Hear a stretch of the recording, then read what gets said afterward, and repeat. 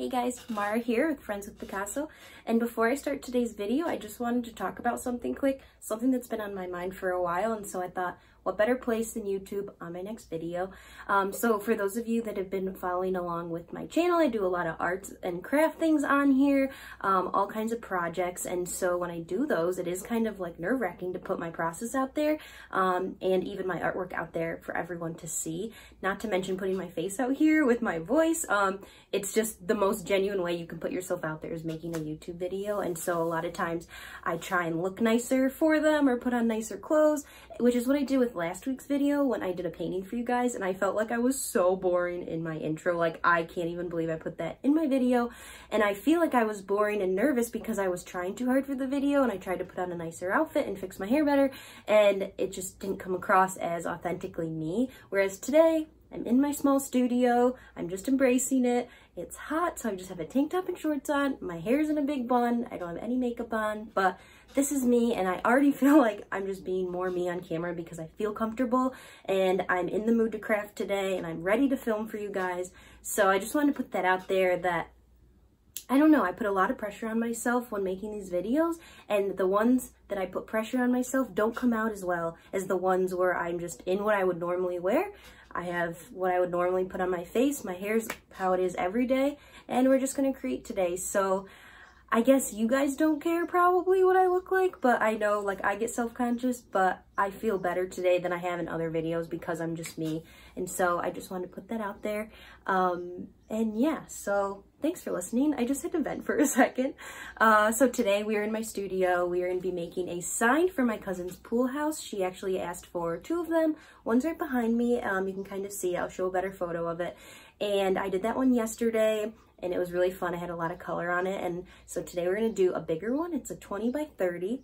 I thought about hand lettering it, but it's a lot of wording. It's a very big piece. And so I kind of wanted to have fun with the Cricut and kind of do a stencil type thing. So I'll take you guys along with that process, and I'll show you both at the end of the video, and I hope you like it.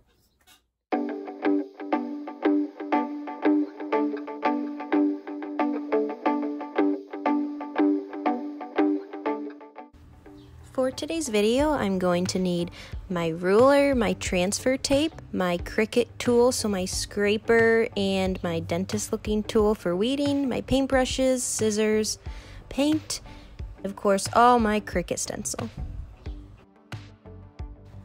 I had my design already on the computer, so all I needed to do was have the Cricut cut out the stencil for me.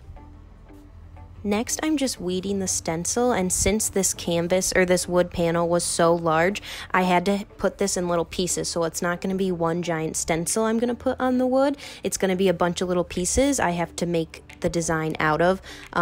If that makes sense, basically you'll see it's going to be a bunch of little pieces that I'm going to put together and make one big stencil.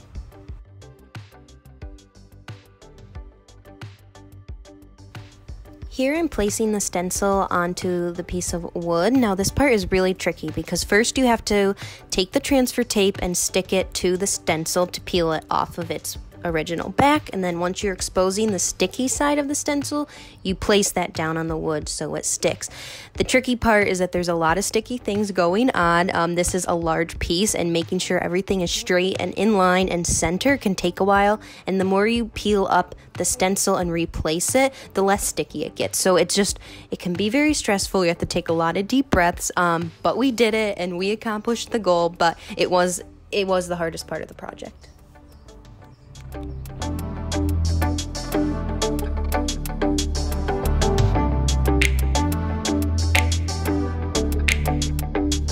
And you'll see my little mistake down here.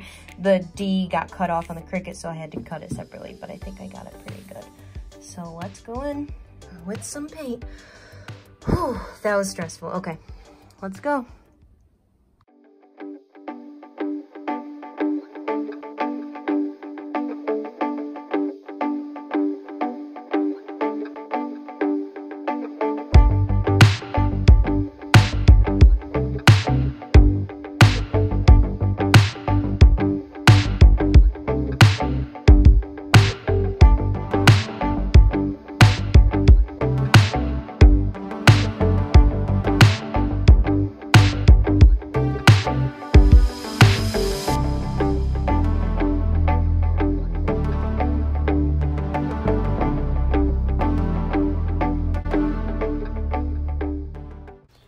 originally I was going for an ombre effect for this little decal on the sides of the letter B, but I really didn't like how it looked once I stenciled it on there, and so I just went back and did it all the same color, and I was a lot happier with that in the end.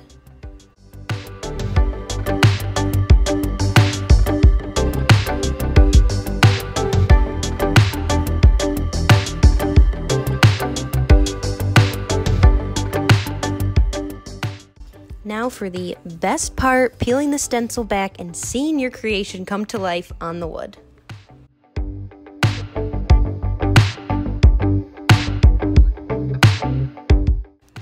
Since these signs will be hanging outside, I wanted to put a protective coat on top of them. So this is an oil-based polyurethane, and I got the spray bottle because it's just a lot neater, not as messy as using a paintbrush to put the poly on. And I did do about 2 coats on both front and back. I don't have the video of me doing the back, but I did just do a light coat just in case there was any moisture that might get to it when being outside. You can choose between a water-based or an oil-based polyurethane. I chose an oil-based because it adds a slightly yellow tint to the wood, and I just think it really brings out the grain of the wood and makes it look more like a finished product rather than just a really plain, solid piece of pine.